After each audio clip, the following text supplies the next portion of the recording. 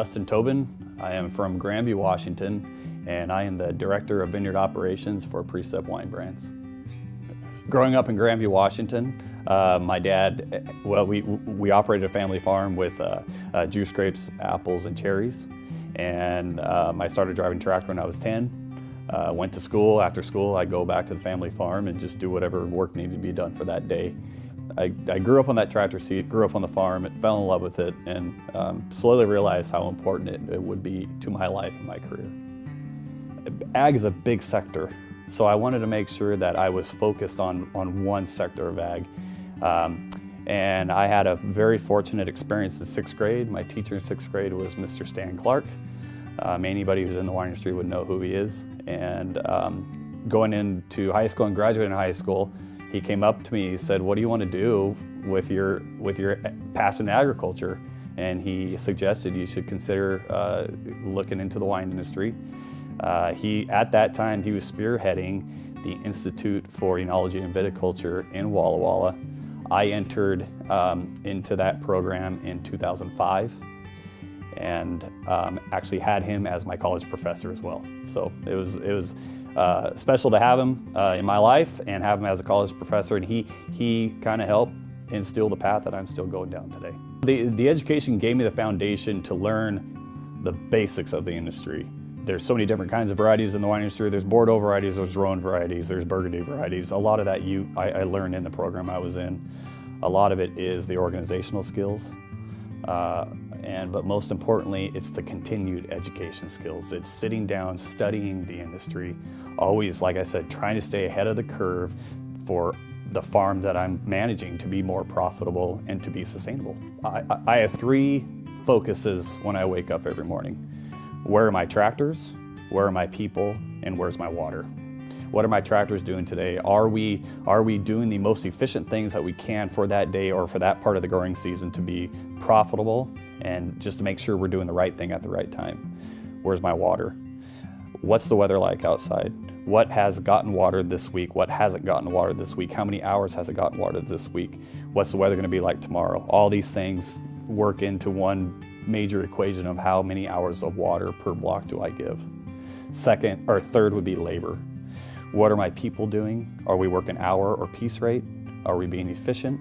Are we being profitable? Are we doing what we need to be doing at that time of the growing season to make sure that we're ahead of the curve? We have been hand-picking wine grapes for quite some time for higher tier wine programs. Smaller wineries come out with acreage contracts and they want them hand-picked. And farming apples as well. Our labor needs to be in the apples and minimize it in the wine grape side. And so we purchased a selective harvester, and where it picks the grapes in the field and it will destem the grapes in the field, and I can do all of the value-added work in the field rather than the winery doing it on site. So I talked to the winemakers and I said, "Would you let me use our machine to do all the work for you?" And they were hesitant on doing it, and so we offered a discount. And I said, just give us a chance for 1 year. And so they would bring their 1.5 ton fermenters out, and we would pick them with our machine, and we would dump right into their 1.5 ton fermenters. We can add SO2 and any kind of enzyme that they wanted us to add. They'd come up and load it onto their trailer, bring it back to their winery, unload it at the winery, and probably go to lunch because their job's done. We did it all for them. We also value added one step further and purchased a semi with a reefer trailer.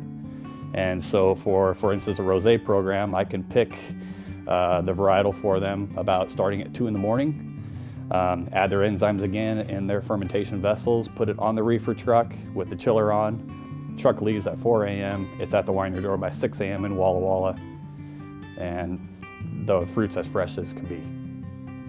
The advice I would give anybody who's entering this industry or is young in this industry, always make sure that you stay ahead of the curve as far as your continuing education, your knowledge in the industry, whether it's new fungicides out there, new ways of saving money on the farm like piece rate compared to hourly rate. Just anything like that you can stay ahead of the curve and be more profitable will aid you quite well. Also, another big thing, especially in the wine industry, is on the networking side. Get to know the new wineries coming into town, sustain that relationship with the old wineries coming into town. We grow a lot of different varieties, so there may be a variety that will fit a niche for one guy but won't fit a niche for another guy. And it's finding those niches, and it's finding those pairings, I guess, that will make us successful on the farm and hopefully make them successful in the winery.